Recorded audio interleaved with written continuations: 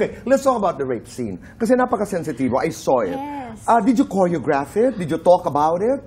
Dahil you were in bed, halimbawa, and you were violent. Yeah, it was a quiet room. Parang tayo-tayo lang, no? Kami-kami lang po. Nay, konting gabay po sa mga bata. Because ang pinag-uusapan ho natin ay maselan. May kinalaman sa panggagahasa na isa pong krimen. Okay, so paano nyo ginawa yun? Nag-usap po talaga, kailangan yung room na yon is konti lang yung tao, nandun lang yung mga cameraman, yung director namin, Okay. AD namin. And kasi kami, very collaborative naman kami ni JD. Sasabihin niya, ito yung gagawin niya, ito yung gagawin ko, ito yung reaction ko. Para hindi, walang gulatan. Tsaka there are things kasi na parang biglang ginawa ng character ko na I have to apologize then. But I told... Katulad? Like, JD.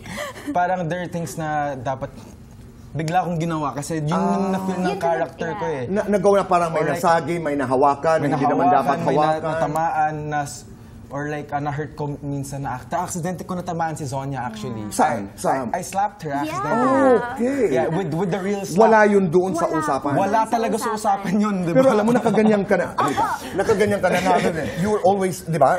Yes po. Naglalaban, and then... Actually, nag-uusap lang kami, tapos bigla akong ginanon si Zonya. So wala yun sa original. Nagulat po ako, pero yung reaction ko nun sobrang totoo. Yes. Kasi wala siya sa Hindi, at script. nadala rin kami sa eksena. At nadala po, ako din po, nadala po ako na na-feel ko talaga, shocks, eto na yung nangyayari, talagang nare-rape ako. Mas na-feel ko yung eksena at mas nadala po ako. Sandali, pero itong narrative ngayon na napapanood namin sa Lilet Matias is just your point of view. This is my point Kwento of view. mo ito. Kumbaga, Yes. sabi-sabi lang ng mga iba.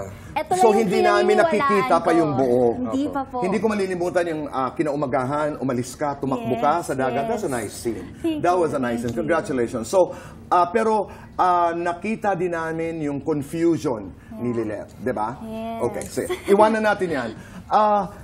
JD, sabi ng tatay mo, mas magaling ka raw na artista kaysa sa kanya. Naniniwala ka dun, Zonya? Naniniwala ka ba? Tito ba naniniwala ka? Oo. Kasi naniniwala din ako.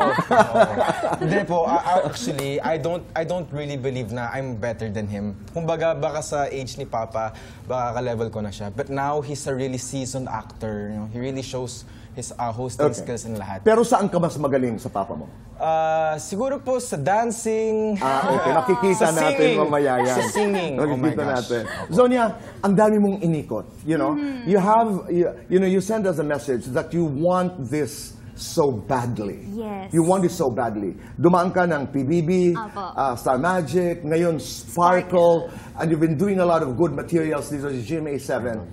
Para lamang sa maraming nanonood, take us back to that moment every time you audition. Dito tayo. What do you do? Direct dito tayo. Paano yun? Ganito po kasi yan. Kailangan talagang prepared ka po. Pupunta ka ng audition, prepared ka. Alam mo kung anong gagawin mo, i-present mo yung sarili mo ng maganda, and alam mo talaga kung ano yung sample. get mo.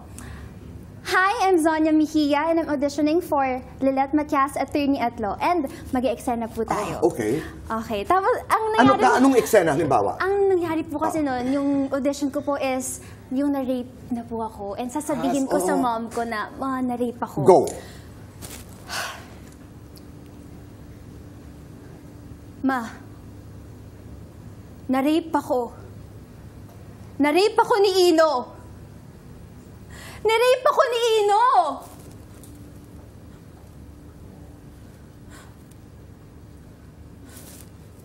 Wow! Galing.